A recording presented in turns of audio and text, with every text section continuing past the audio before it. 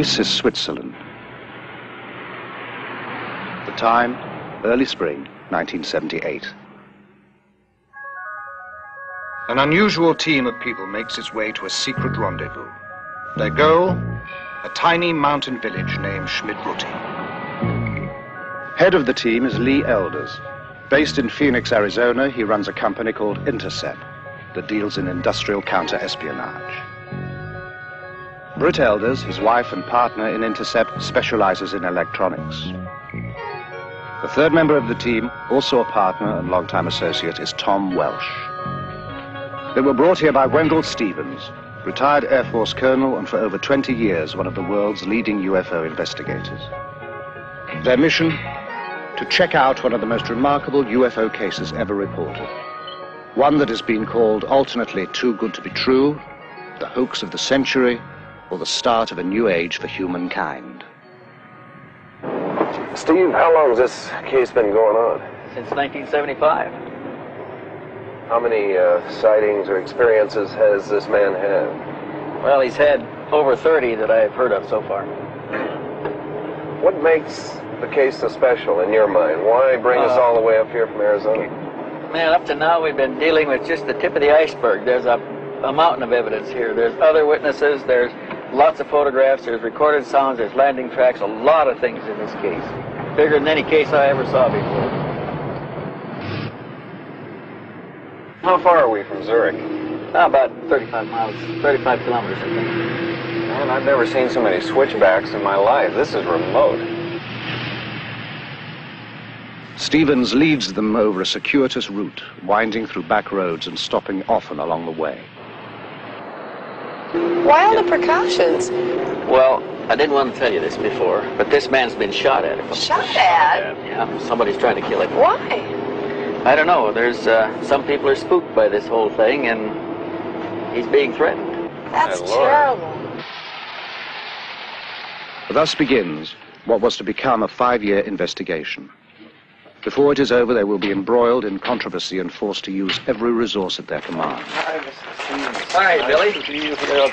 Yeah, I brought my friend's been telling you about. This is Britt Elders. Hi. Good to meet you. Lee Elders. His name is Edward Meier. He is called Billy, an old nickname that sprang from his fondness for heroes of the American West. Buffalo Bill, Wild Bill, and Billy the Kid. He is a farmer. He claims he has been in contact with beings from another world. Thank you. He also claims to have proof of these contacts. Mr. Meier, when did the experiences begin? The contact begins on January 28, 1975 in Hinwil. Mm-hmm. How did it happen? What made you go outside into the forest? I got something like a very nice voice in my head. I heard something to leave the house, to go out and to take a photo camera with me. So I left my house, and then when I was far upside from the village, I heard a singing noise in the sky, and when I was looking up there, I have seen a disc. This disc was flying over the clouds, and then it came to the point where I was staying with my motorcycle. Then slowly it came lower and lower and set it down between the white trees and the forest there behind. Meier later photographs the impressions left by the disc's tripod landing gear. The grass has been pressed and swirled in a counterclockwise direction. Even a year later, the grass has not sprung back, but Meier notes that the impressions swarm with insect life. Then I have seen a person who came out of the disc. Person came out? Yeah. And when the person came out of the left side of the trees there, I have seen that it is a woman. Mr. Meier, what did they look like? She looks like a human from this earth. Like you, like I, like human beings from this earth. You call us extraterrestrials, and you attribute to us superhuman powers. But we are like you. We too are still far removed from perfection and must evolve constantly, just like yourselves. After the first words, we turned and was going to the tree here. You walked over here? Yeah. How tall was she, Billy? It's about 1 meter and 70 centimeter. About like that? So a little bit about like my size. Ah. Yeah. And then she sits chest here and I here. Sit down. Ah. Then you sat here and talked to her? Yeah, then we was talking here for about 1 hour or 1 hour and a quarter, something like that. Did she give you a name? What did you call her? Yeah, she told me her name is Semyase. Semyase. Yeah. Billy, what kind of feeling did you have sitting here under this tree with a woman who just landed in a spacecraft? I wasn't afraid about these things. I was afraid about the army only, because they have a station somewhere there behind the forest. But I wasn't afraid about the disc. Where do they come from, Mr. Meyer? They shall be coming from the star picture of the Pleiades. The Pleiades, a bright star cluster some 500 light years from Earth. Although the cluster consists of hundreds of stars, 7 stand out clearly to the naked eye. The Greeks call them the nymphs of heaven. We call them the 7 sisters. What was going through your mind? What did you want to talk about? You see, my head was full of questions, but the most of the time she was telling me, and I hadn't many chances to ask her something. Several times we have tried to establish contact with Earth humans, but usually those selected were not willing. They were afraid others would consider them liars or mad, or would try to destroy them. You see, the first she told me I shall get the most best pictures of UFOs, what's ever happened on Earth. And the second thing, I shall go out to tell the truth to the human on Earth, why they are coming to here, what reason they have, that they are coming to Earth not to harm us, not to make war, not to bring peace, just to bring a teaching. Why are they interested in us, a society thousands of years behind them in technological development? According to Meier, we share common ancestors. Their forefathers were our forefathers. We are, in a sense. This is the place, Bergerumlikon, where I took that picture. Show us how you took the picture, Billy. Oh, Meier takes the team to other contact sites and demonstrates how he operates his cameras. I have here a small wheel to turn the film, and I can get the picture. Where was the ship exactly when you took it that day? You see, there is standing Wendell. Yes. It was about that place. Hovering above Wendell to some degree, right? Yeah. Uh-huh. You see, on this way I put on my camera. Yeah. We're taking movies, right? Yeah. With a film camera on a tripod, Meier can shoot stills with his 35mm camera at the same time. And then I can start to film. Here I got the movie when was the ship hanging there up, and when it after was jumping by side. Jumped? Yes, jumped. It jumped away nearly so fast than the speed of light. By jumping, Meier means the ship disappears and reappears.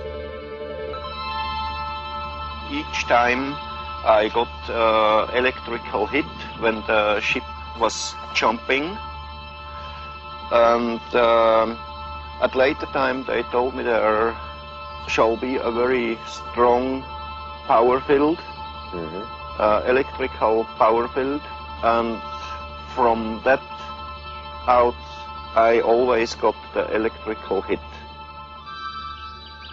By electrical hit, Meier means an electric shock. He also noted a light shift at each event. Billy, how many sightings have you had here? On this place I had one... Meier takes the investigators to over a dozen sites, describing the craft, which he calls beam ships, and relating the information he says the Pleiadians gave him. Are there any other groups coming here, Billy? How they told me there are each year about 22, 23 different civilizations. They comes to here to work here, study here, visit here.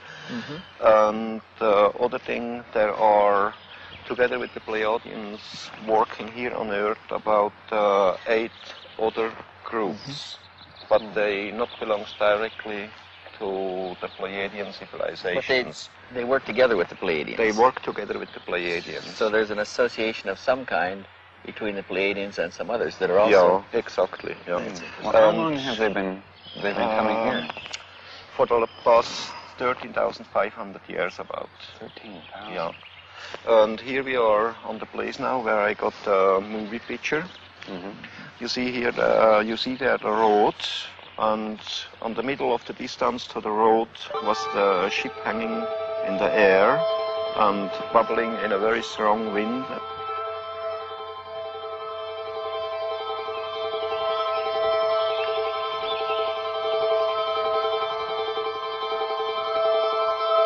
And in the background on the road was driving cars from Teilingen to Rumlikon and from Rumlikon to Teilingen. But if somebody have seen something about the ship out of the cars, I don't know. You didn't hear anything after that? No, nothing. No. But there are other witnesses to some of the sightings. Ernst Keller-Müller lives down the mountain from the Meier farm. And what did you see from here, sir? Wat zijn ze gezien? Ik had twee gezichten. He saw the lights and then they disappeared and then they came on again. That's why he noticed it. And then what happened? Wat is nog gepasseerd?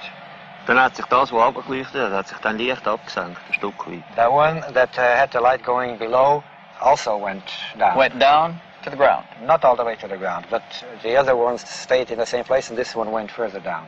Isn't that the direction of Schmid-Ruti over there? Ja, genau. Yes, that's the direction of Schmid-Ruti. Have you ever heard of anything going on over there in the Schmid-Ruti area? A couple of days later he called Schmid-Ruti to find out. Did you know Mr. Meier at that time? And see Dr. Meier, your friend. Nein. And then behind us the forest, it was a little light. Bernadette Brandt, a computer programmer. So? And it jumps like a ball. Like it bounced? Like a ball. It goes up and down and up and down. Did it get bigger? When it goes up, no, the same greenness. When it goes up, it was white, and when it goes down, it was red. The nearest thing to a government official in the area is the postman in the village of Schmid-Ruti. Have you seen any of the photographs yourself? Only 2 or 3. Do you believe them? He says he can't imagine how you can take a picture like this. He is the kind of a guy who only believes what he sees himself. Jakob Bertschinger works the farm with Meier. Okay, he saw the light ball going away from here, from him, within that 45-degree angle. 45-degree angle? Well, that's right. And he can't tell how far it was. It was very difficult to say. But then it stood still, that ball of light, and changed direction, came directly towards him with an unbelievable speed. My name is Elsie Moser. I'm living in Niederglatt. I am a school teacher. The first time when I saw it, it was up here. I saw it with about 7 other people. Were you frightened? No, not at all. I was thinking, oh, well, okay, now I have seen one. Guido Moosbrugger is not a neighbor. He lives about 2 hours away in Austria. He heard about the Meier experiences and came to see for himself. Have you ever had any experience with Billy in connection with these things that are going on here? Yes, I have seen a few demonstrations myself, especially at night, and was present at the landing site doing one landing, and I saw other things. A lot of things happened in those 6 years. You have seen things with your own eyes. Did you ever photograph anything? I was allowed 2 times to photograph at night. As we sat inside the car, we saw all of a sudden to the north, above the meadow, out of nowhere, a fire-red disc, about as large as a headlight. And then what happened? And then it suddenly disappeared. Then there was a short pause, after which, at the same place again, appeared all of a sudden a silvery white ball. Then there was another pause, and then the same ball appeared again. It flew toward us, got larger and larger, then shrunk, collapsed, and then, like magic, it was gone.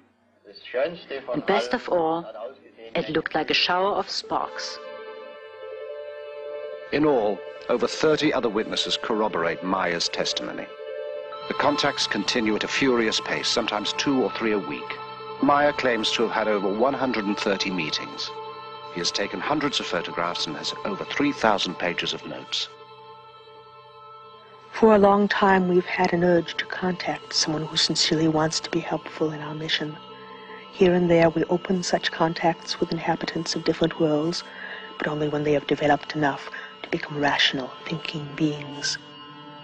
Then we prepare them for the thought that they are not the only rational, thinking beings in the universe. Britt questions Calliope, Meier's wife, whose nickname is Poppy. Poppy, how long have you and Billy been married?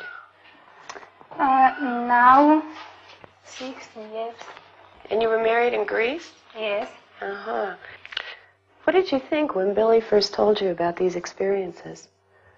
Her English shaky, Poppy reverts to German. Ja.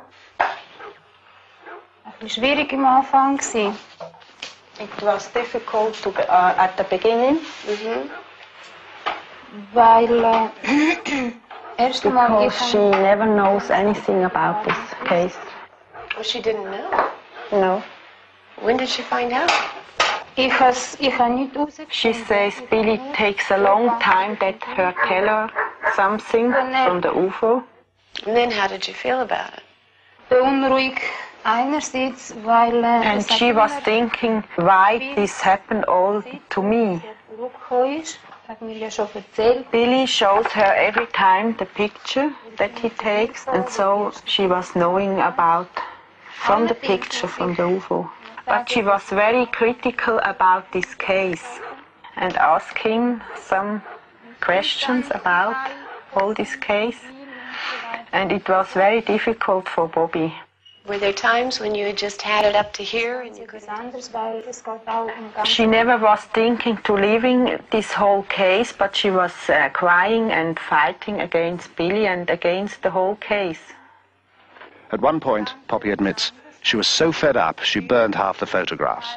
Today the feeling is other because she knows very well about the whole case and things about the Pleiadians, and this is very important for her. Listen here.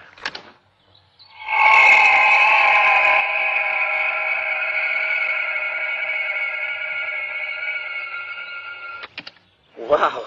You recorded that here? My wife recorded this one here, and in the meantime, I've been there down very standingly with the other recorder. You had another recorder down Yes. there. How high was the ship above you?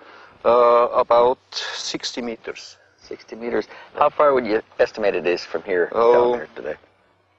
I think some 300 meters. The sounds bear no resemblance to anything Stevens has heard before. Meier gives him both tapes for analysis. Overwhelmed by the evidence they have gathered, the team meets to plan the next stage of the investigation. We're getting it all. We'll leave tonight? Yeah. Okay, on Meier. I think Meier is a very sincere and honest type person. What do you think, Steve? Has anything changed since you were here? The man seems to be the same, but there's some things changing around him. He's better off. He's got more people around him. More things are happening, but he still is basically sincere. What about the psychological aspects to the man? Do you think it's possible that he's a little schizoid? I mean, it's difficult to tell if what he's saying, the Pleiadians are telling him, is actually coming from them or coming from him. Well, how do you determine that? Well, we can never prove Too many that other people aspect involved. of the case. Others have seen the same thing. There's a terrific cross-section of people here. You've got a school teacher, you've got a commercial pilot, you've got a businessman, you've got a CPA. They're as good as any average cross-section of society we've got. And they all tested him themselves to their own satisfaction before they ever got this far. Well, I think we ought to go back and throw the book at this one. Everything we can, top technology we can get involved. And I think we ought to let the chips fall where we may and just see what we find. We're going to run down and say goodbye to Meyer, and we'll tell him goodbye for you. Give him my best. Okay. I'll see you later.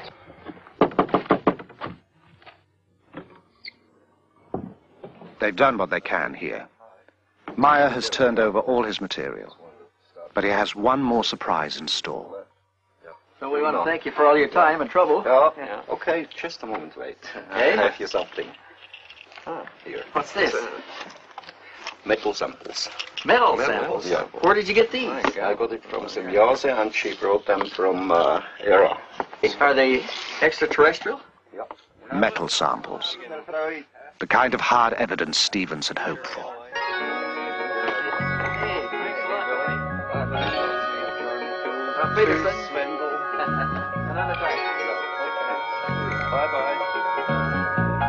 We got the Vogel tape in. Great. Back in Phoenix, the investigators begin to sort out the massive material Meyer gave them. There are hundreds of photographs, the 8mm films, sound tapes of the beam ships and the fragments of metal. They know they will have to call in scientists from a variety of fields to help assess the evidence. The task appears monumental. Thanks, hon. Tom, what about you? Yeah, I'll have one too. Okay. They decide to check the photos first. If these are fake, the rest doesn't matter. Here we have our image. The ground is below. We'll place this on the platen, emulsion side up, in order to focus on the emulsion. The first step involves translating the photographic image into digital information, the language computers can read.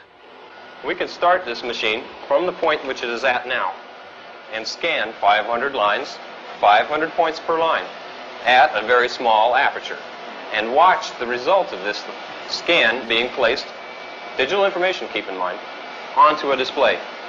All right, over here on our display, we can observe what the densitometer is doing.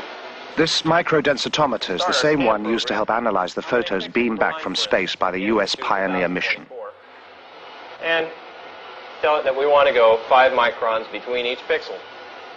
It will be digitizing a ½ centimeter square, scanning the first lines. The digital information will be sent on for an analysis that will take weeks to complete. Meanwhile, Welch and the elders decide to learn what they can of the history of UFO experiences. But can you give us some more background on this phenomenon? What is this all about? Well, it's not a new thing, Lee. This thing's been going on for a long time. How many sightings have there been? One of the researchers calculated that there may be as many as 70,000 reports in a year, worldwide. Is there anything these sightings have in common? Okay, there are some common things, commonly reported. First of all, they're always accidental. UFO pictures, up to this point at least, are accidental. They happen once, and they're gone. Is there anywhere that they show up more than other areas? Here's some stuff here that began way back. These are documented cases. Some of these are even classics. Photographs. Here's one from Argentina. But this whole thing is full of them. This one is full of them. That's full of them. All of those are full of such cases. In Stevens' files are over 3,500 photographs of UFOs, some from early in this century. Most were single sightings, some observed by several people at the same time. In Perry, Ohio, the whole town watched a UFO at twilight for 30 minutes. In Brazil, a Navy photographer took a series of photos of a UFO flying over his vessel. Observers at NASA have spotted UFOs at our space launches. Tientsin, China, Woonsocket, Rhode Island, Norway, Corsica, Japan, New Jersey. These are among the sightings that are reported. No one can guess how many go unreported. They're pretty much all over the world. I don't think you could pick out a single place and say that there are more UFO sightings there than any other place. It's a worldwide phenomena, and primitives as well as advanced societies all view them and they see the same things. What's the public's reaction been to all of this? Well, there was a poll made about 3 years ago, I think, where they asked the question, I think the question was, how many people believe that UFOs exist?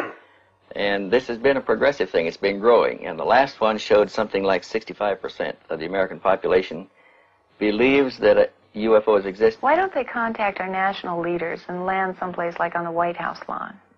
I'm not sure that national leaders haven't been contacted. There is some indication that various world leaders, even church leaders, have been contacted. Mary, do you have that file that we had on spectrographic analysis that we did? Oh, yeah, Tom, it's As right the here. investigation continues, results from the testing begin to come in to the Intercept office in Phoenix. Hey, Lee.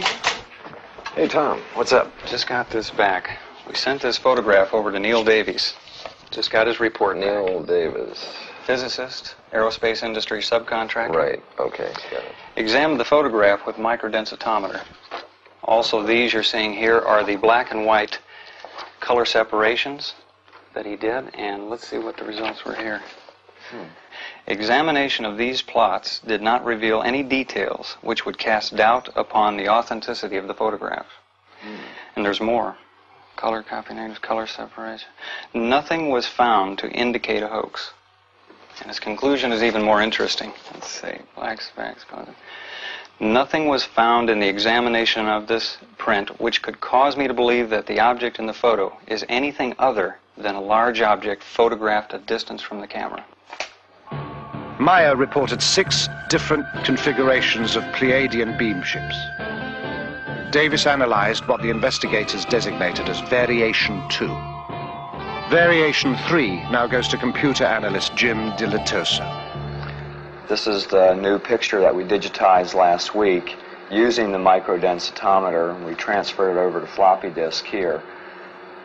Let's look at the first map in low-pass filtering. Why these particular colors on the screen? What are we seeing?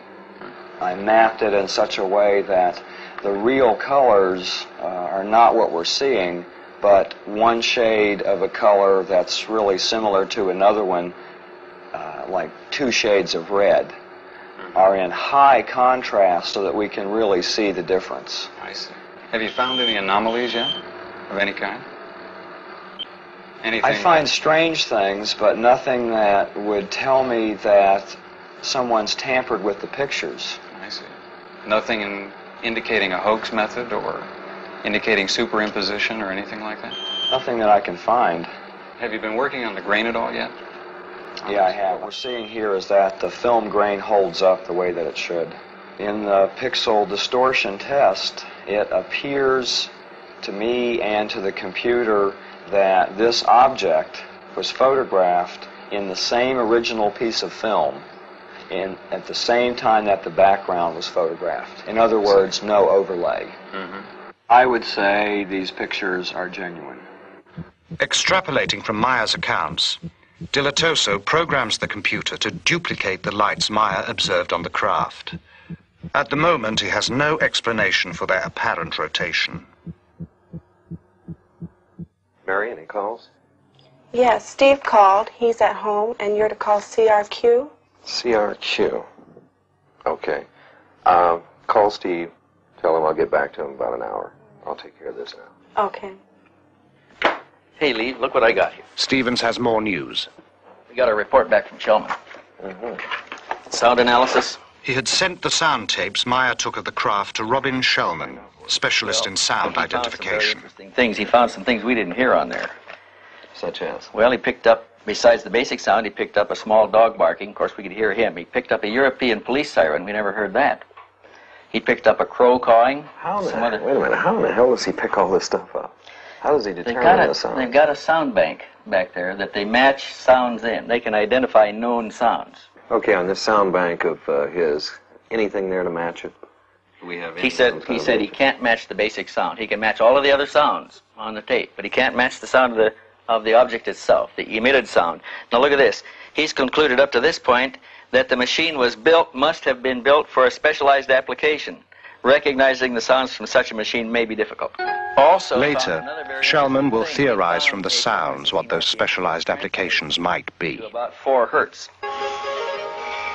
Picked an area here that, next, Stevens takes the metal fragments to be examined under the electronic spectrometer to determine their components. a typical-looking area in the sample.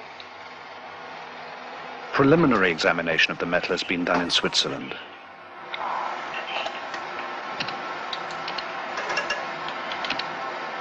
And we've got these little marker bars here that we can line up on each peak as they come up. This one indicates we have silver there. Over here, let's see. We've got some copper, small amount of copper. It looks like about all that's in here at the moment. The big band here is silver, though. The big one is silver. Later analysis of other fragments also reveals small amounts of thulium, a rare earth element that is difficult and costly to extract here. This is one of the... Because of the unusual nature of the findings, the fragments are given to chemist Marcel Vogel, an expert in crystalline structures and inventor of many substances used in computer components. The first specimen I looked at is a metal specimen, which I classified as F1. This is the appearance that it looked at, rather golden colored on one side, silvery colored here. We find that, in truth, it is silver and a small amount of copper. We look at it here, this same area here, under polarized light. What is unusual of this small specimen is both highly crystalline nature, and suddenly we come to a metal section as we see here, and it showed a combination of metals that I've not encountered in any normal bit of metallurgy, both crystalline deposits and metal. Now, we, with any technology that I know of, could not achieve this on this Earth plane. I could not explain the type of material that I have and its discreteness by any known combination of materials. I could not put it together myself as a scientist. It's also a challenge because I showed it to one of my friends who was a metallurgist, and he shook his head. He said, I don't see how it can be put together. And we find that in this area there is evidence of machining, that there are striations which look like the sample has been worked mechanically. It doesn't look like anything that we've made here. At this moment, I would feel very much inclined to accept what was given to me as being true. Always security conscious, the investigators hold key discussions outdoors to prevent eavesdropping. As the work piles up, they meet to assess progress and problems. And that is, we've got a company back here and an intercept clientele, a pretty heavy clientele. What are they going to be thinking about these hard-nosed investigators running around chasing flying saucers? Tom, it's an investigation, and it's a good investigation. No matter whether you're doing a murder one investigation or industrial espionage, you still have the basic criteria that you follow, investigative procedures. And I think if we maintain those type of procedures, I think we can control the situation. There's one thing that we haven't thought about. Eventually somebody is going to come to us and say, have you ever tested these people? Have you ever tried to find out if they're lying? Have you used psychological stress evaluation? Have you used lie detection? Yeah. Will Billy go for that? Oh, sure. I think Billy will go for it. He's been open with us all the way through. I don't think he'll stop at this point. Well, Steve, we've got another problem. We've put a lot of time and effort into this case already. We don't know when it's going to terminate. Well, I want you along. I want to do a real investigation on this, and I want real investigators. Well, what do you guys think? I think we should go for it. Okay, let's hope he's for real. Look, physicists say they're all hoaxes. I've been at this for 20 years. If this is a hoax, there are no real cases. The decision made, the team presses on. Computer analyst Jim Delatoso has some new findings to show Welsh.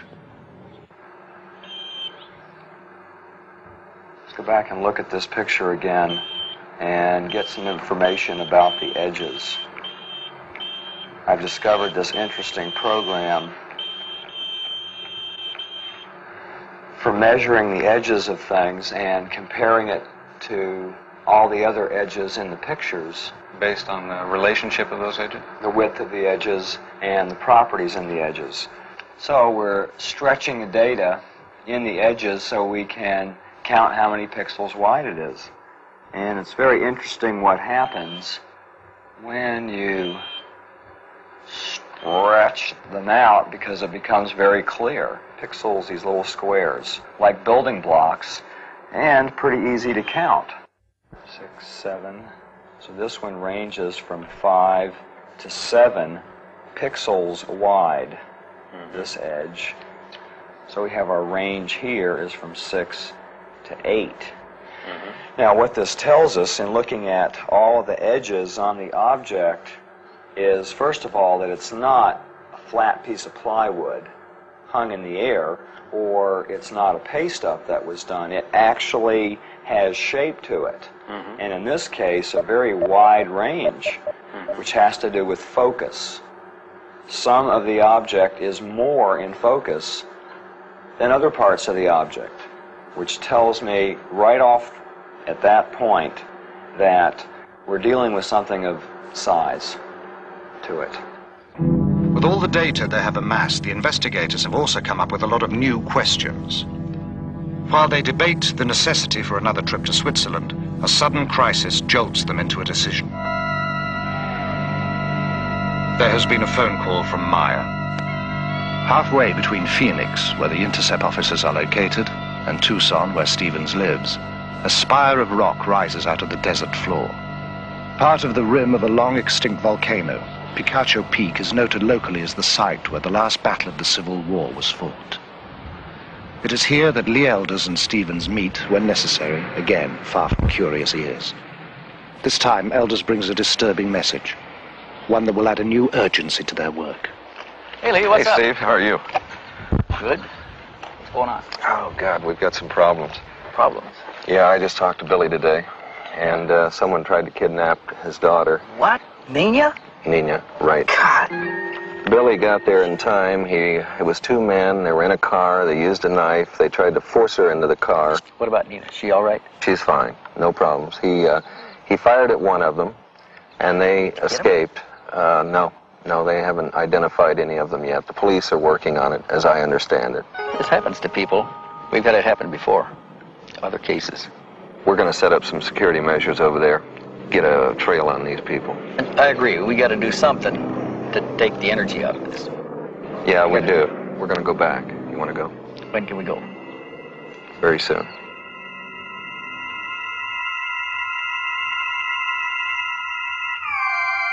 Hey, amigo, any phantoms up there? Clean up here, but I want to check for a third wire. In Switzerland, the investigators start their security sweep with the phones.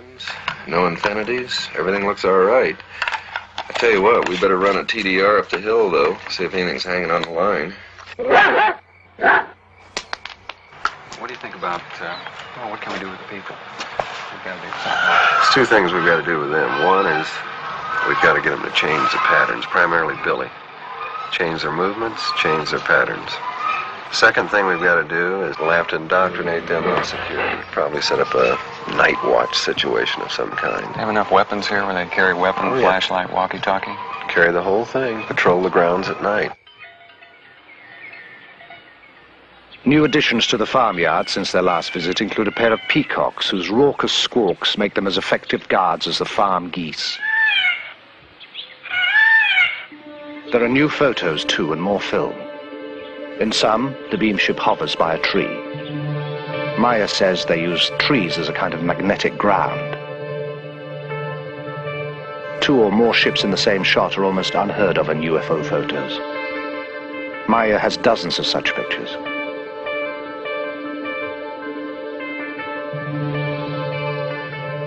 Ships below a horizon line, such as a hill, are even rarer. In this photo, a Variation 2 ship controls a smaller unmanned drone ship, designated as Variation 5. In one demonstration, a Variation 3 ship exhibits a behavior Stevens has seen before.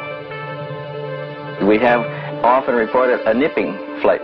We also have a wobbling flight, where it wobbles around a vertical axis. The bobbing effect, Meier explains, is due to the ship riding the waves of the Earth's magnetic field, much as a boat on the ocean.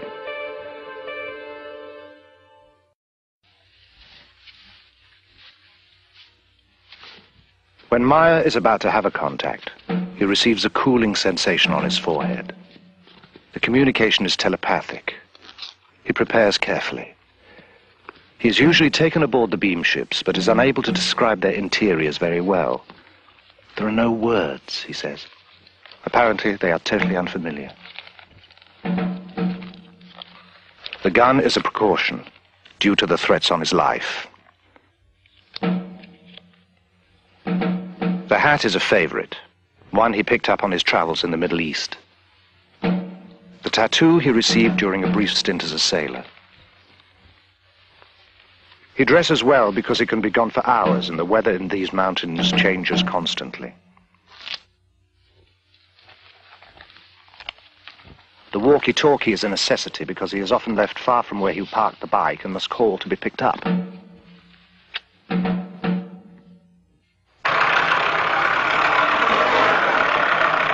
Meier feels the Pleiadians can communicate with him because his vibrations, the natural frequencies of his mind, are compatible with theirs.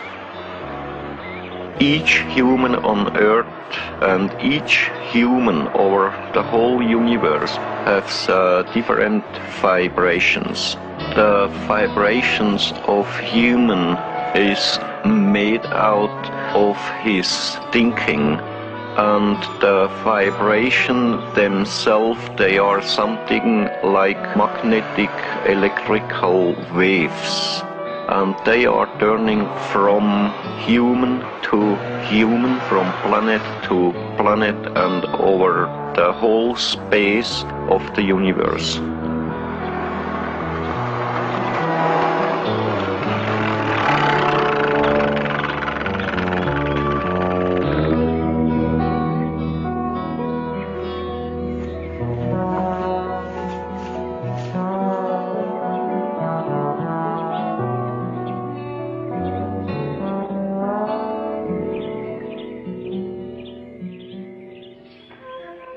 When entering your terrestrial state, we must make an adjustment in our vibrational patterns.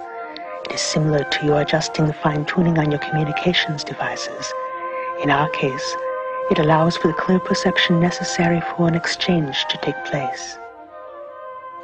You see, this around this area where I took several rolls of films.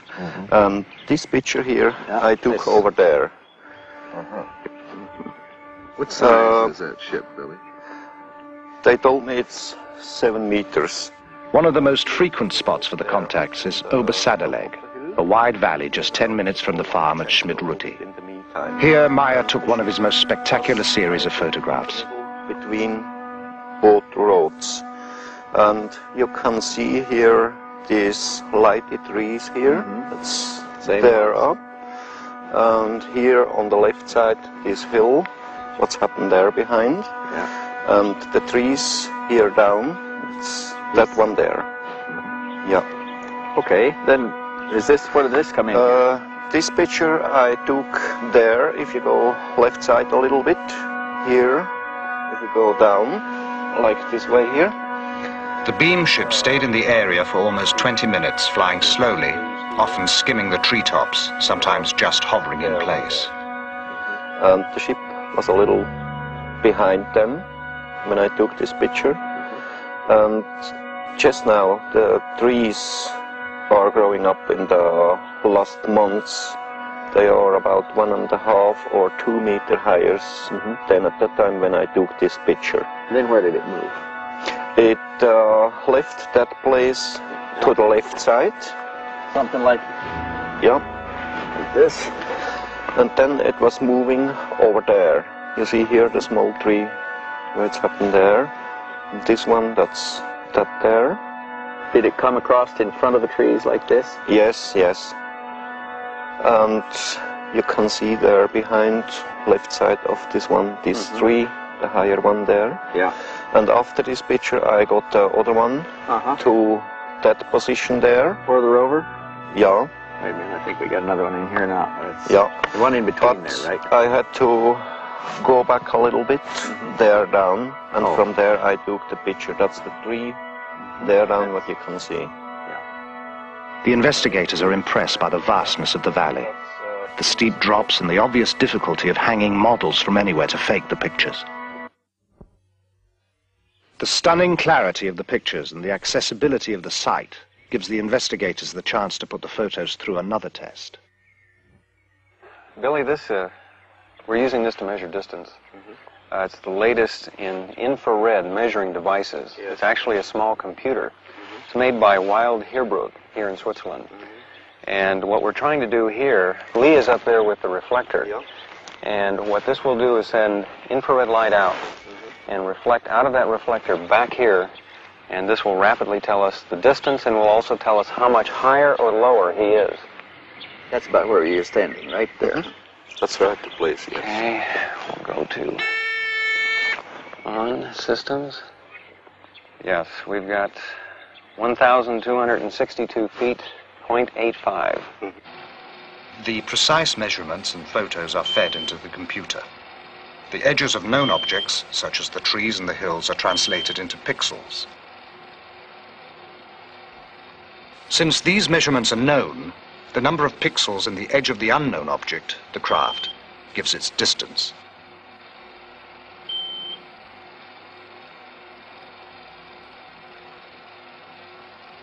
The beam ship is determined to be just where Meiers said it was. Simple triangulation then gives its size, 7 meters, or about 21 feet in diameter. Billy, how many sightings? By now, the investigators have made over a dozen trips to Switzerland. The case takes up more and more of their time and taxes their ingenuity. Each test leads to another, and every result is double and triple checked. To test the possibility that the Meier photographs were made using small-scale models suspended by transparent monofilament, the investigators bring with them a detailed model of a beam ship they identify as Variation 2. While Welsh flies the model on a hilltop above the farmhouse, Meier and Stevens snap several rolls of film. The camera Meier is using is the same one with which he took all the other pictures. The results are impressive. To the naked eye, some of the photos appear genuine. Those photographs, they're interesting. They look pretty good. Pretty good. I saw one difference in them, and that was that those models look white. They don't reflect that silver gleam like the pictures that Billy had. You want to look at the focus in them, Hey, hi guys. What's Hey, Tom. what are you talking about? The pictures. Oh, yeah. Some of them looked pretty bad, but some of them look pretty good. I think we ought to test them. Pictures of the model are not all that good. In the pictures where he focused on the model, the horizon is out of focus. Where he focused on the horizon, the model is out. Well, not all of them, Steve. I mean, some of these are very, very good. We should put them in there for comparative testing under computer analysis. We've got to have that comparison. Frankly, this could be a scam. So when we look at models, there's a variety of things that are different than when we look at photographs of these objects. Load in some colors first. That object right there is solid. It's one solid color. There's very little contour in it compared to other objects that are in the photograph, like the trees and things that we have color mapped in the background to be high contrast colors. And I've blown them up so we can look at the edges as pixels. So we're going from the brown object to the horizon.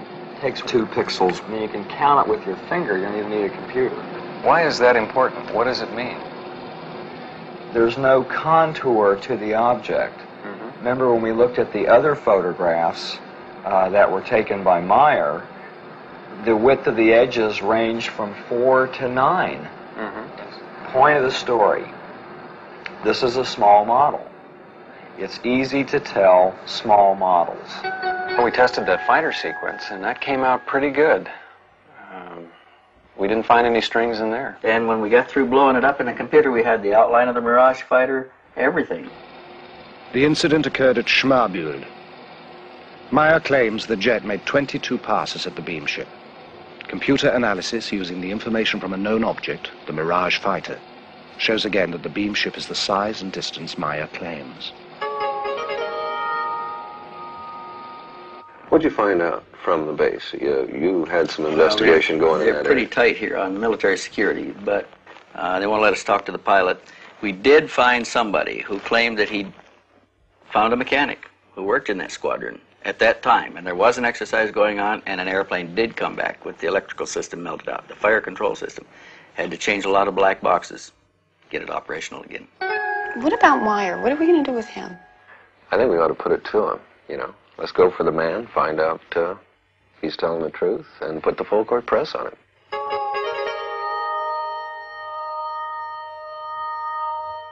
How do they contact you, Billy? How do you know to go out and meet him? Yeah, that's a simple way. If I hear the order in my head to go to a contact, then I leave the house or just the place where I stay at the moment, and then they will guide me to the place where they pick up me. Well, let me ask a question. Why you? You see, I can work together with them because I understand to close up my earth body vibrations. See, Billy's explained to me before that they perceive in Earth humanity all the vibrations of lust, envy, greed, avarice, all of the things that make us dense, and it gives us a heavy vibration that they react to as a bad smell. In fact, he's even mentioned that they call it the auric stench of Earth humanity, and it's discomforting to them. It gives them problems. It makes them sick. To stay in their presence When he long. closes up his vibrations, are we talking about an altered state of some sort, like alpha, beta, or theta, as far as the consciousness is meditation? In a way, it's like meditation. He rids himself of all of the unpleasant aspects of Earth life. But Billy, the vibration of the Earth human. You say they're advanced technologically. How far ahead of us advanced are they? They are about 3,500 years in their experiences about technology, far out from our level. And they study us because we represent an earlier stage of their own evolution. Yeah. You know, they had a war, they had trouble together, they was fighting together, and they needed a very, very long time to get peace under themselves. They made a very interesting observation at one point. They said that if we could now concentrate Earth's energies and resources, we could achieve all that they can do now in about 300 years of our time. Yeah. If you've been in the ship, why not photographs inside of the Pleiadians themselves?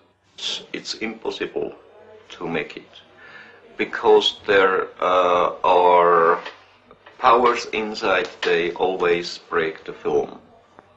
He's taken a number of rolls of film, and when they're developed, they're usually black. If they've got anything, it's wavy lines through it. So I lose it so hundreds of films. Why are they here now, and what do they want? You see, they don't come here to harm us. They don't come to start trouble here or war or to overtake the earth in their ruling. They just see us here as their little brothers or something like that. And they want to bring the real teaching of the natural life and of the spiritual belonging, spiritual teaching, spiritual life, and all this. But they must want something from us. They just want nothing. Nothing. You see, for the human on earth, it's impossible to believe this, but that's really the truth. They just want nothing from the humans on earth. The session goes on for hours. To every question, Meyer has an answer. The investigators are unable to shake him or to find flaws in his story. In Phoenix, Dilatoso comes up with a startling new discovery. We're getting into a really interesting area in these pictures. We don't really have to test every picture anymore to see if it's a real picture or not. We can't find anything that tells us it's a hoax, so let's start looking for things that are interesting from picture to picture. Look at the color here. It seems to contour to the shape of the craft. Have you seen this in a lot of the other photographs? In the Meier case. Look at the bottom here. On what's down here, it stops right in the horizon. With the coincidence of it follows this line in the craft, and it follows that line in the craft, and it follows parallel right underneath the bottom there, and we find it in half of the other pictures, I think it means something. You think it's something that we're not seeing in the photograph with our eyes?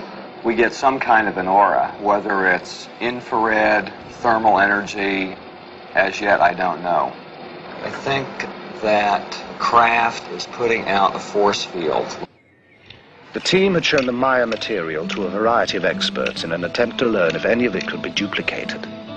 They estimated it would require expertise in at least a dozen different fields, including metallurgy, astronomy, ancient history, and psychology. The panel concluded it would take over 10,000 man-hours and cost in excess of $1 million to duplicate the evidence Meier has. At that, the computer could still spot any fabrication. When we bought this center here, it was a picture like at the World War II end, and when we bought it, nobody of us had any money. We was working practically day and night for several years, many times 22, 23 hours a day. And so we built it up, everything here up on the land, and so it grows slowly, but it's all real, our handwork.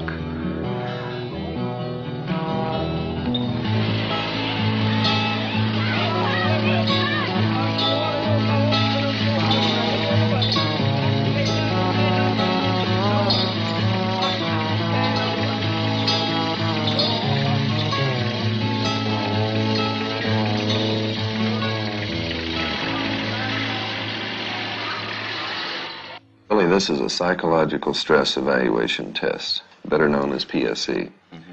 What we're going to do is ask you some questions. You'll answer yes or no. We will tape these questions. The tape will go back to the United States. At that time, we'll test it through a computer to measure your micro tremors in your voice. It's like a lie detector test. Yeah. Would you agree to doing this? Go on, start it. Okay, first question. Is your name Edward Meier? Yes. Could you speak a little louder, please? Are you wearing a shirt? Yes. Do you live in Switzerland? Yes. Have you taken photographs of Palladian spacecraft? Yes. Do you ride your moped? Yes. Do you receive your mail at Schmidt-Rudy? Yes. Did you fake the photographs taken at Ober-Sadeleg with a model suspended... No. Wait till the answer, or wait till the question is finished. Suspended by a string? No. Let's do that one more time, okay? Wait till I finish. Do you live in Switzerland? Yes. The tape is taken back to be analyzed by Bob Phelan, a former criminal investigator with the Sheriff's Department of Colorado and a specialist in lie detection. Was also a yes answer. Number 3, do you live in Switzerland? Yes, he lives in Switzerland. There's enough stress here to indicate that probably isn't where he prefers to live, or he's lived someplace else. Question 4 was the first relevant question you asked him, is have you taken the photographs of spacecraft? His answer was yes. He's being extremely forceful, though not deceptive. And my opinion on that particular question is that he's being as truthful as possible. Number 7 was the second relevant question you asked him, and he answered right on top of the question. And the person asking the question had asked him to answer the question again, and then he asked the question again. The stress levels between the two diminished the second time that the question was asked, which is not indicative of deception, because stress builds in a deceptive pattern. It doesn't diminish. If it was a deceptive answer, the stress would then increase, not decrease. Now, something was extremely interesting to me was the 8th question you asked him on, do you drink coffee? And for some reason, he's more stressful on the statement about coffee than he is about the picture of the spacecraft. Yeah, that makes sense, because about 3 days before we tested Meier, he promised his wife he'd stop drinking coffee, but we noticed he'd been sneaking a few occasionally. Okay, that could probably be the account for it then. Phelan reviews the tape several times. He could find no evidence of deception in the statements about Meier's experiences. Much of Meier's film has been lost or stolen, but the remaining sequences are, as promised, the most astonishing ever released. In one demonstration, the beam ship flies around a tree, which can be seen to sway in the backwash.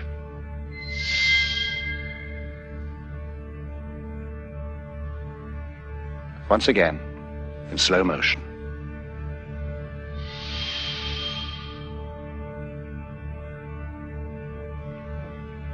Even slower.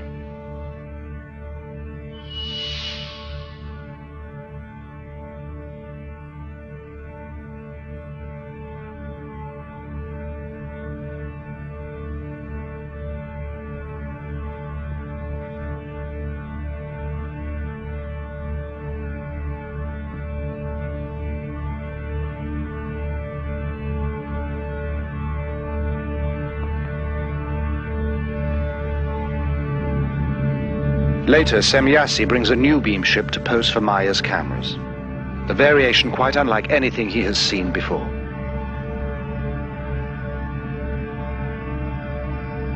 She explains, as best he can understand it, the function of the spheres for propulsion of the craft in interstellar travel. The sound of the new beam ship shows marked differences to the sounds of the other variation craft. Meier tapes these as well. The tapes are taken to electronics consultant Niels Rognerud and sound engineer Steve Ambrose for examination. We have 2 pieces of equipment. One measures the signal we're listening to in the time domain, the top one here. And the bottom one is measuring the frequency components of the signal. Yeah, what does this mean when they're all together like that? What you have is you have many tones happening at the same time, and right now they're aligned. Now they're disaligning. They're out of alignment. They're very much out of alignment. Now they're starting to centralize on one. It's not as though maybe before you had 10 different frequencies at random, and then all of a sudden 9 dropped out and you only had 1 left. What's happening is the 10 different frequencies are converging on one central frequency, which is, I find, very interesting. This is probably one of the most interesting things about the tape, is that there are... What's this right now? Very, very many tones. Yeah. And they're all changing very fast. For a moment there, we were looking in and we had 3 evenly spaced frequencies. See it there again? Yeah, you got them again. Yeah. Niels, would it be possible to recreate this sound? To be honest with you, I personally don't think so. There are not synthesizers on the market that have oscillators that change that randomly. Even if you got 9 or 10 of them going, they wouldn't change from those peaks that quickly. So a significant thing is this rate of change. Well, and besides, if you were going to create a noise for a spaceship, you'd be hard put to come up with something as original as this. There's another alignment there. Okay, Lee, what we can do here is... Intrigued by the findings, Lee Elders takes the tape to Robin Shellman, who has studied the sounds of the earlier craft. We're showing this throbbing, modulating beat that we hear on the tape. This beat, or modulation, occurs at these frequency peaks. Each one of these peaks is a discrete frequency. If you wanted to give a visual display, let's say we're talking a motor. Could be a motor, a shaft of a motor with 4 magnetic poles or coils around this shaft. The curious thing about this, it changes from 4 to 5, 6, 7, all the way up to a number that is difficult to discern. At a certain point, you're going to generate a certain amount of magnetism. And then later on, you want a stronger field, well, you're going to select 8 fields. All right, now you're going to hear 8 pulses on the tape. And then later on, you want a stronger field, you can select 16, 32. Is there anything unusual about this? I would think it's highly unusual. I don't really see any application for it, with the exception of, like I say, either generating a magnetic wave of some sort for laboratory purposes or maybe in this case, propulsion. Without ever having seen a picture of the new beam ship, Shellman has drawn a representation of the spheres and offered an explanation of their function.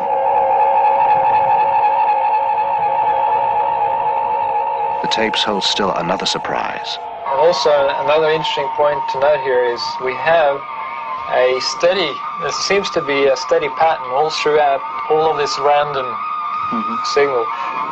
It seems to be level change very steadily in around 5 to 10 cycles per second, which happens to be in the area of the natural magnetic resonance of Earth, also called the Schumann resonance. Is that significant in any way? It could be. It's just interesting to note the correlation there. The peculiar correlation is something strange. I mean, why would the correlation be there? Yeah. You can see it on the oscilloscope. Meiers says the beam ships can ride the magnetic field of the Earth. Rognerud's findings seem to bear this out. Going back to computer models of previous beam ships, simulation of the revolving lights reveals a kind of pulsing that matches the varying frequencies. Analyst Jim Dilatoso is convinced that the sound and light frequencies are related.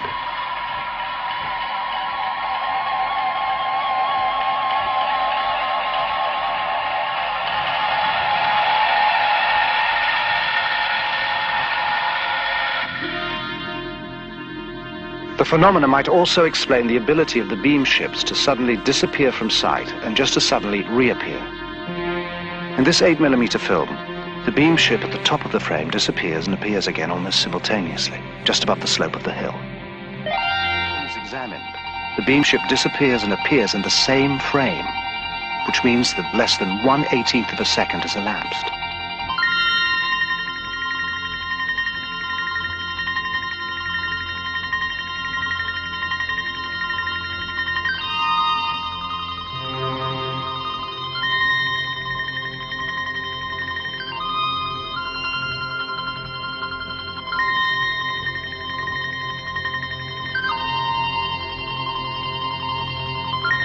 In order to complete their background research, the elders visit Scotland to talk with John McVeigh, a member of the Royal Society of Astronomers, and a published authority on the structure of the universe and the possibility of interstellar travel.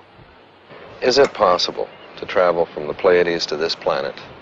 I think the only way any intelligent beings and living beings could possibly reach here the environs of the Sun from the Pleiades would be by some unconventional means. Probably by hyperspace. One can use this term now a bit more freely because it has kind of scientific significance now. You know, this McVeigh is quite an impressive guy. He's written 6 books on related subject matter: life in outer space, interstellar travel.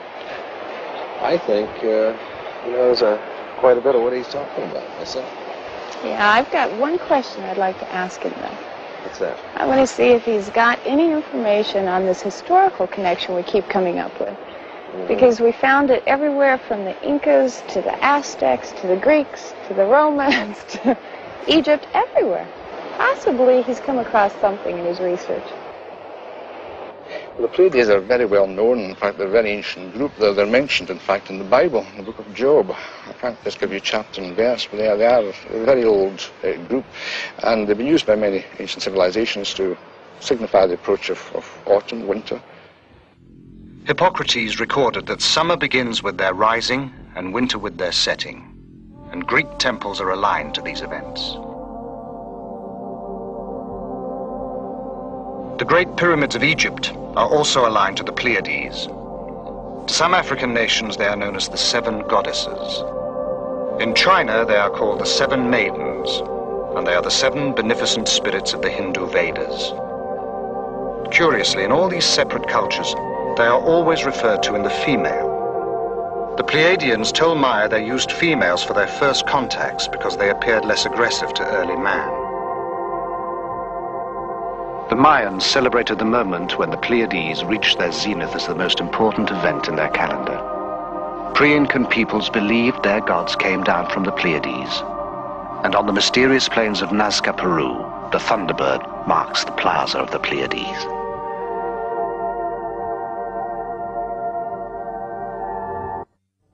In other cultures, the cluster is regarded as the place of God's house, the center of heaven. The lore of American Indian tribes is full of the Pleiades, which, according to some, stand at the gates of heaven. Historian John M. Hula, a Kiowa Indian, relates one story that survives to this day. It is tied to Devil's Tower in Wyoming. This mountain here, Kiowas lived in this area, and we call it the Old Tie. Kiowas camped through here, winter camp. And these children were playing. They were running along this ledge over here. A giant bear came out of the woods and chased these children. The 7 children, seven sisters, we call them. And they came to this one ledge here. And the children got on top of it. This ledge began to grow. It grew out of the ground. As the mountain grew, the bear's claws were scratched in the mountain. And that's what we see today is the grooves up there. And from there, the 7 sisters went on up into the sky. And they're up there today.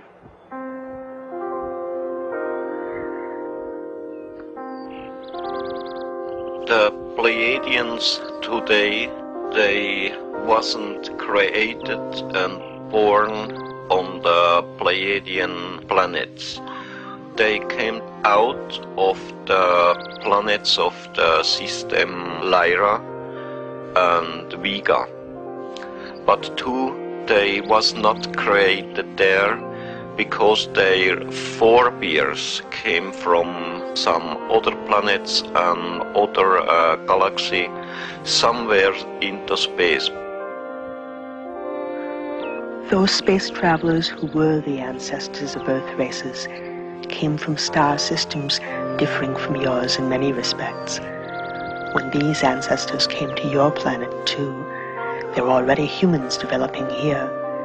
Since in the universe there exist many different colored peoples, races developed here that were able to adapt to the conditions in different parts of Earth. We can see also we not are the baddest races in the universe. How many sects go to tell and to say that the most bad thing what's happened over all the universe shall be the human being on Earth. It isn't true. There is trouble here and there is trouble somewhere else into the space on other planets too. There remain only a few questions to clear up, but one of them has perhaps the most bearing on the Meier case. If his story is true, How did those beings accomplish a journey of such staggering distances? The investigators put the question to Alan Holt, an astrophysicist who works with the US space program, and David Froning, a specialist in spacecraft design for that program. Gentlemen, is faster than light travel possible today in our technology, or is this still just theory? There have been physicists that have been so bold and brave as to actually postulate the existence of particles that travel faster than the speed of light. And they have called these entities tachyons. And they have shown that the existence of such faster-than-light entities may not violate known laws of physics.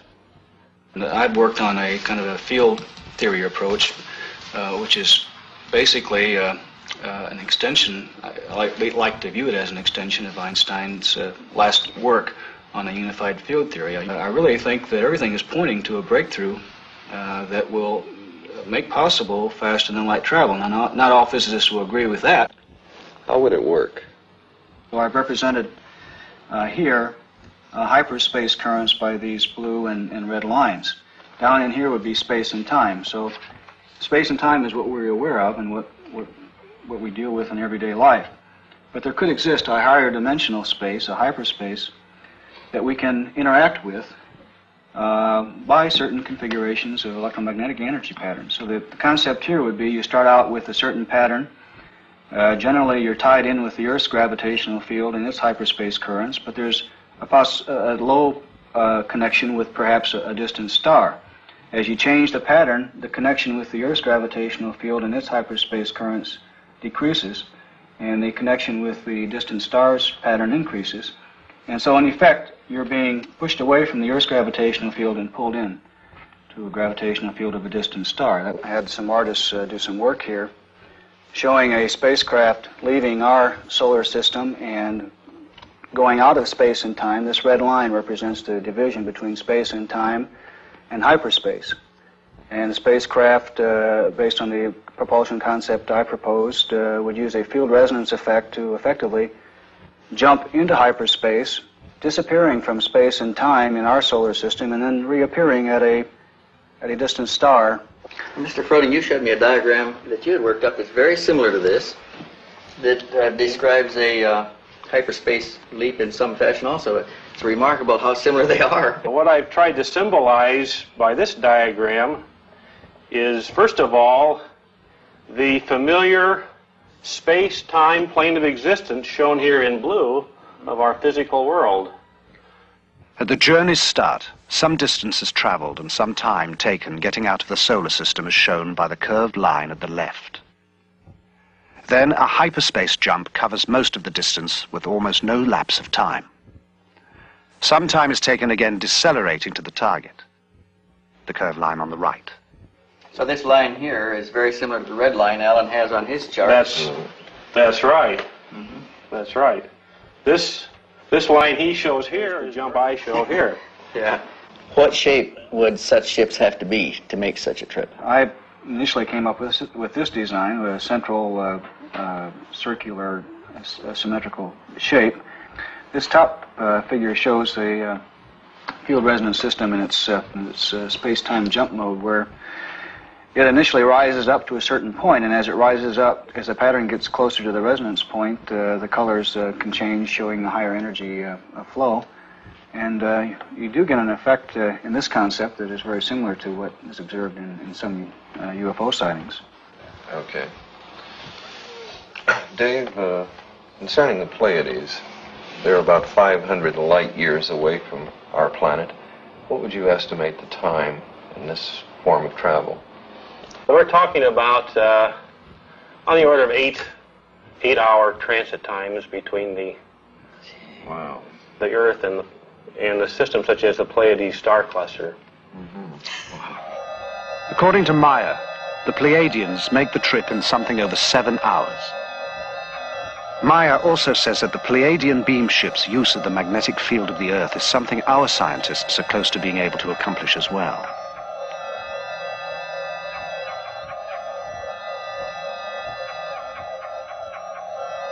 Using this information, the computer is able to project from one series of Maya photographs the flight path of the beam ships in the Earth's magnetic field.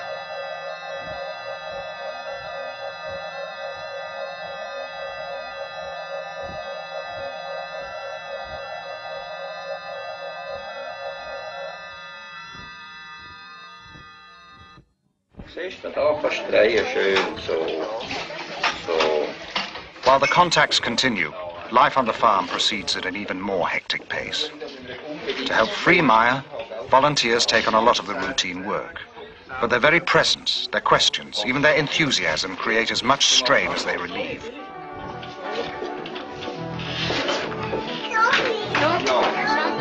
The last 20 or 30 years there was many people who have seen UFOs. There are many people around the world who likes sensation only. Other one who are doing hoax to get money, maybe to get a name.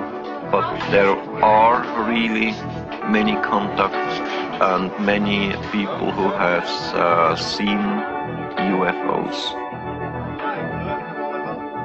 Between his work for the Pleiadians and the demand for his attention on the farm, Meier finds little respite. For moments of precious solitude, he retreats to the land he knows. Above everything stands one force alone. We call it the creation. It regulates the laws over all, the life and death of everything in the universe, because it is everything in the universe. Real spirituality comes from the understanding of the laws of nature, the natural working of cause and effect, each contributing to and sharing with all. When you indulge in ritual and ceremony, real spirit pines away until it is gone. A spiritually developed being acknowledges creation in all things, from the largest to the smallest. Following this way, fears and doubts vanish like rain before the sun. The story is by now a sensation in the European press. Every major magazine features Meier and his photos. Television coverage from as far away as Japan spreads the message to a public hungry for even more information. The quiet farm is suddenly a mecca, inundated with visitors eager to meet Meier, see the photos, hear his experiences firsthand. Agapula, come exo. Ottama in exo, mi laime optis.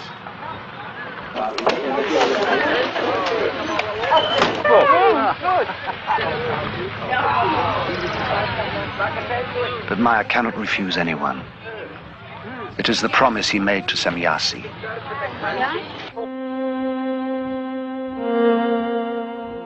You have whole organizations which investigate our beam ships, but they have little material which is really authentic. However, the authorities already know much about our existence, but they continue to deny the fact of our existence, or even the fact of their research. They want only to rule the cosmos, but they are not even able to create on Earth peace among themselves.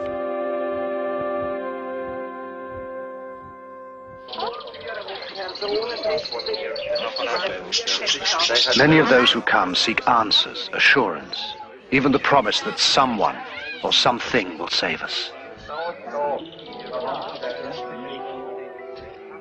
If we want peace and knowledge and love and everything here on Earth, we have to change everything by ourselves as human beings from this Earth.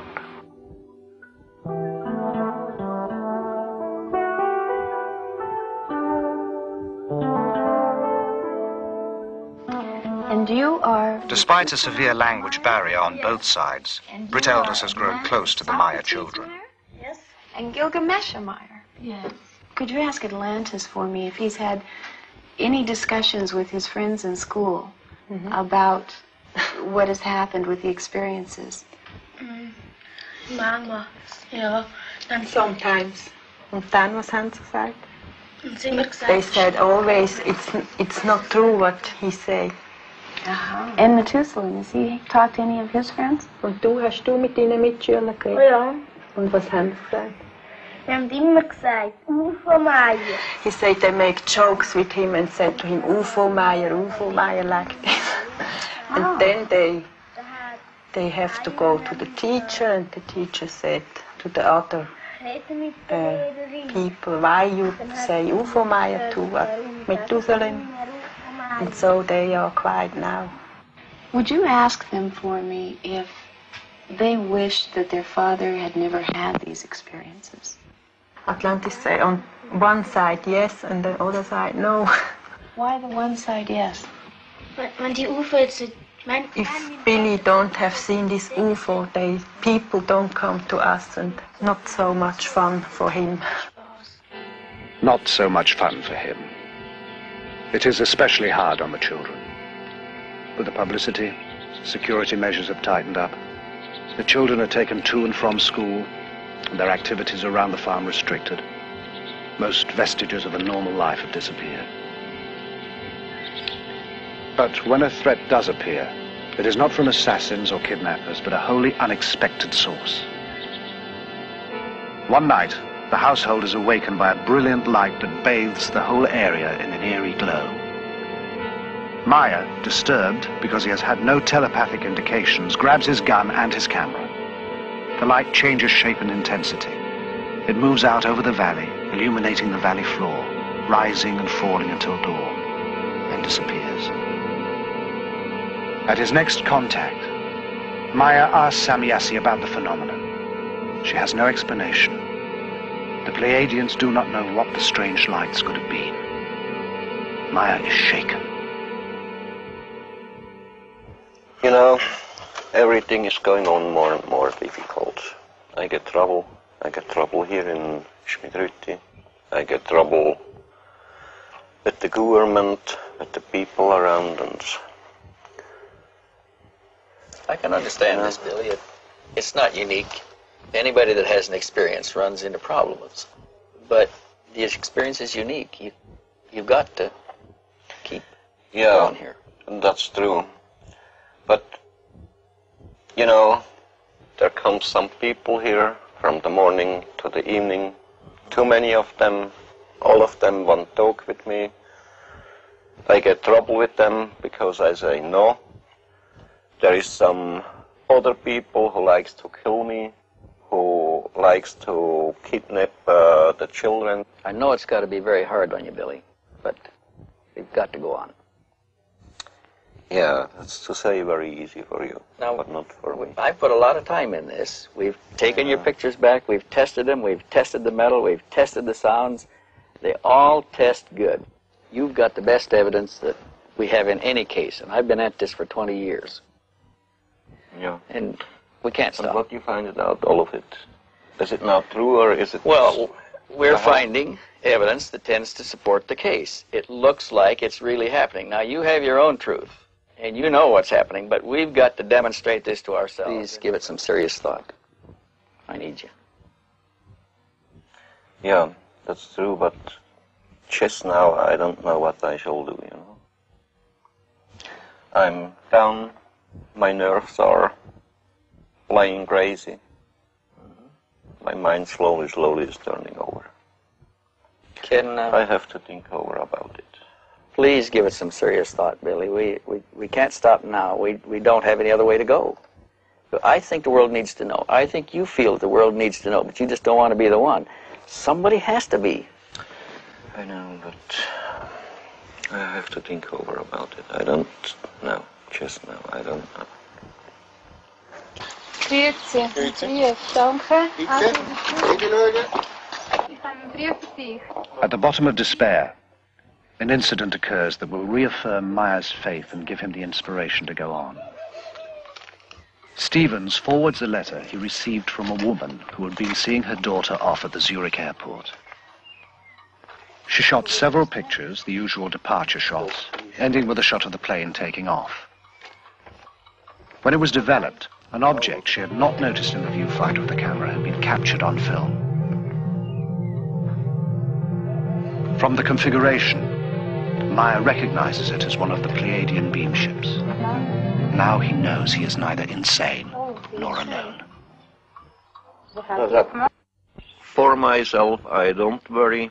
I know the people over all the world calls me sometimes foolish, but too there is some other people who is thinking a little bit, there is other people who is thinking much, and then I don't worry if some of them calls me foolish or mad. Then I think it's very necessary to fulfill my mission, and I don't care about my health, I don't care about my life. If I have to lose my health or my life in fulfilling of my mission, then I have it to do.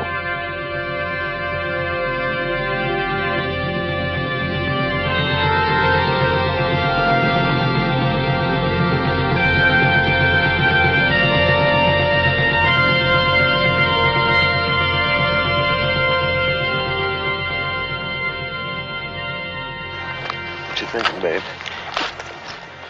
Oh, I was just trying to figure out how many times we've been here between the four of us.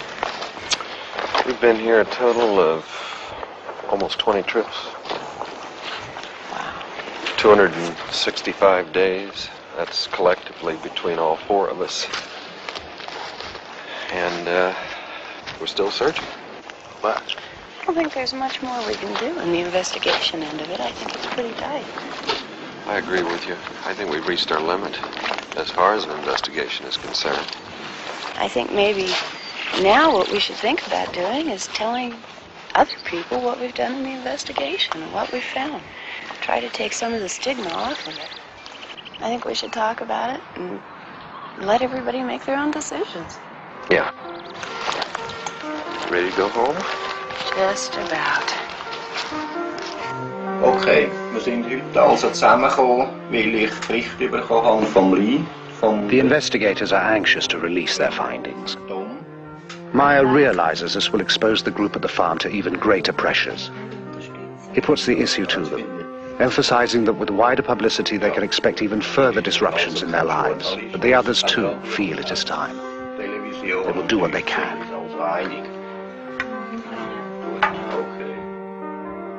Why here? Why in this tiny, quiet, ordered country known till now for clocks and cheese? A banking center, aggressively neutral, a winter and summer resort. Nothing about Switzerland seems to indicate the choice. Except Meier is here.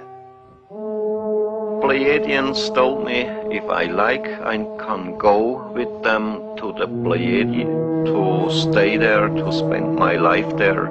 But the Earth, it's a very lovely and nice planet, and the humans here on Earth, they are not better and not better than on other planet. My hopes and my dreams, they are very simple. To bring love and peace and the fulfilling of all the natural and creation laws over all the world. Thank you for all your help and cooperation. Don't mention about all that. Thanks for working with us. Everything. If we've given you a bad time, we apologize, but that's strictly been for the sake of the investigation, okay? I hope you'll go on to work everything. We're going to look into it good. Yeah. We'll let you know. Well, we'll see you later. Bye bye, Brit. Good journey. Bye bye, Tom. See you Good again. flight. So long, Cheers. Billy. Mental. Yeah. Bye-bye. Kelly, it's been a pleasure. Bye bye, Lee. Yeah. Lee, just a moment. They still comes. They are working here together with us. They don't leave so early. They will stay here for the next couple of years. So, they are among us now, watching, perhaps waiting for us to join them.